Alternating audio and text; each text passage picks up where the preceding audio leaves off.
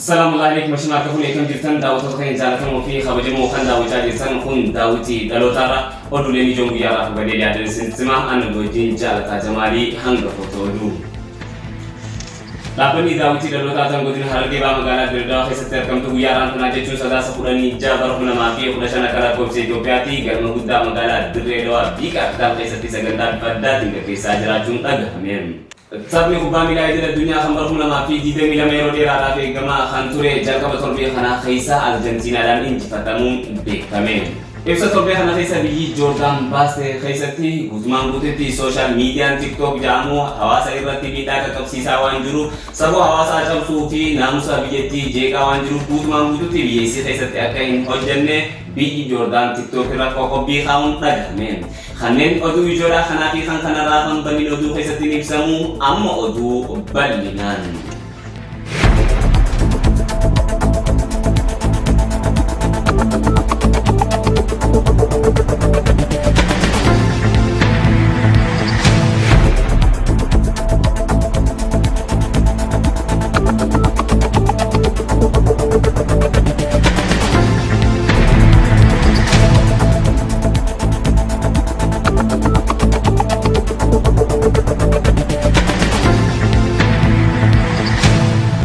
أنا شمارك بقول لكم جسنا داوت تخين جالتا موفي خبجة موخن داوت جسنا كون داوتي دلو ترى أدولين بيارا خبدي دي عدن سنتما أن أدوجين جالتا جمالي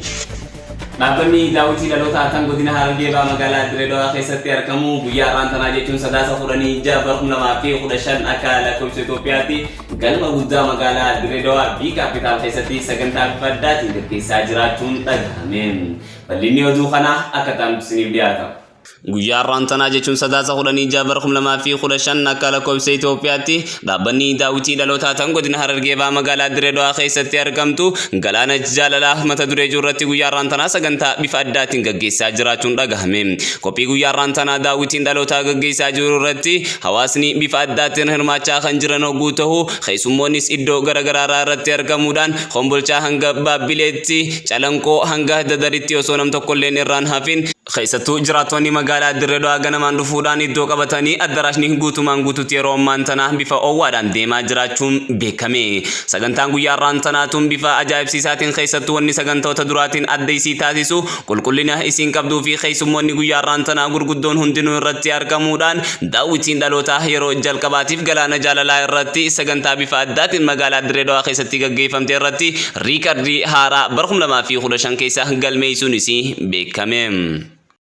Ibsa torbee kana keessa biyyi Jordan baaseen kaampaaniin TikTok erga hundeeffamee as biyya isii keessatti safuu cabsuu fi wantoota hin barbaachisne uummata achirratti barsiisaa waan jiruuf jecha biyyi Jordan guutumaan guutuutti kaampaaniin TikTok biyya isii keessatti akka hin hojjanne qoqqobbii kaa'uun beekame.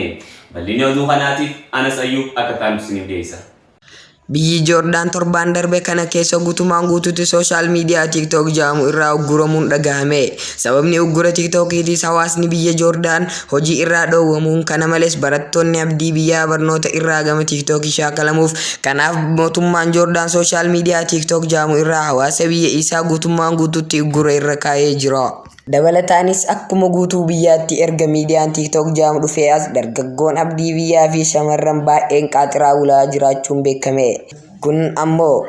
miidhaa guddaa akka dhaqqabsiisaa jiru ogeeyyoonni fayyaa dubbatan.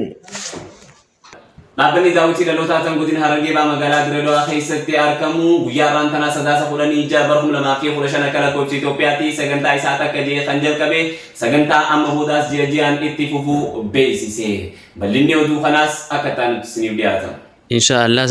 sagantaa itti fuftu hawaasni keenyaas bifa saniin hamilee saniin yoonii fi nu wajjin itti fufu tahee inshallah bifa bareedaan fuula duratti bal'oodhaan jira. Daawwitiin dhalootaa guyyaarraan tanaa sagantaa isaa takka jee kan jalqabe amma boodaas ji'aan itti fufuu beeksise. Dabalataanis sagantaan daawwitii dhalootaa ji'a waan itti fuftuuf namoonni yeroo takkatti qarshii kumaa kafaluudhaan tikeeta waan ji'a 10 ifirraa cufuu akka danda'us daawwitiin dhalootaa ifoomse. Dabalataan karaa gabaabaatti jechuun tikeeta baatii 10 yookaan amataaf dura bituudhaaf amma waan baatii 10 qarshii kuma takka qofa. jalqaba kanarratti jechuu booda gad xiqqaachuus danda'a. Qarshii kuma takkaan amata guutuu seentee sagantaa kanarratti hirmaachuu dandeessa. Keessattuu namoonni Dirree Dhawaa fi naannoo ishii jiraatan miseensonni daawwitii dhaloota ganda hunda keessatti waan argamuuf bilbila ammaan tana iskiriina gubbaa jiru kana qabachuudhaan namoota naannoo isaatti dhiyaatan irraa deemtanii tikeeta argachuu ni dandeessu.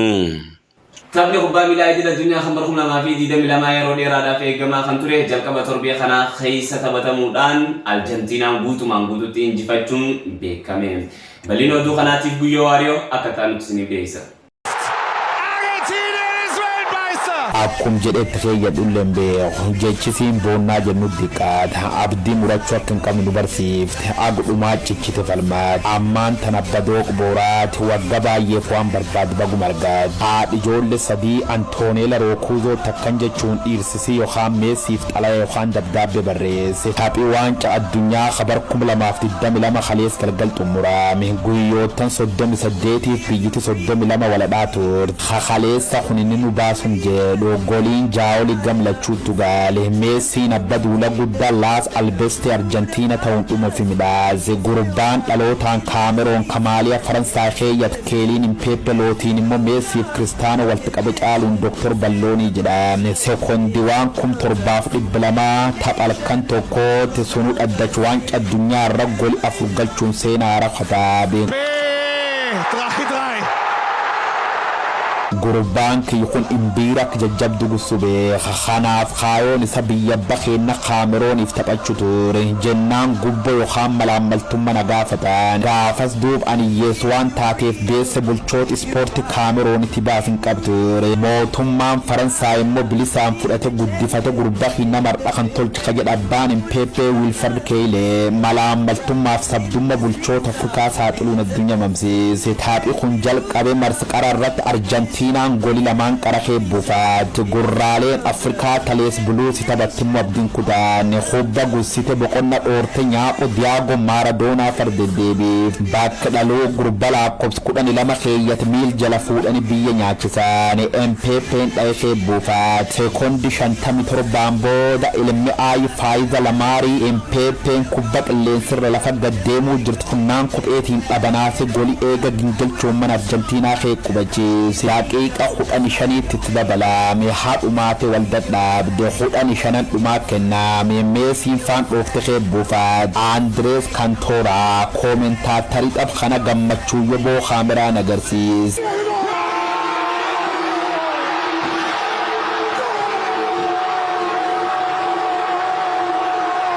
Jolle Macron abdiin kudaan bulchaan isaanii guddayaan pirezidaant Macron dhaabbatar qadhaanaa fiture Impeepe sadeeffaate peenaalitiin addaan baasaa jedhaan carraan tameesiifataat Macron dirra seena ijoollee sacuuf jajjabee siira furadda badhaasa dibiigoot Arjentiinaa saame tokko Impeepe fudhaate biyyatti kaaba Ameerikaa Arjentiinaa mootummaan galaate Faransaay sibiil billiqa morman naquun jajjabeessaa warri tokko aga furi bacuftinu beesso guddo gurraate Arjentiina $42 miliyoona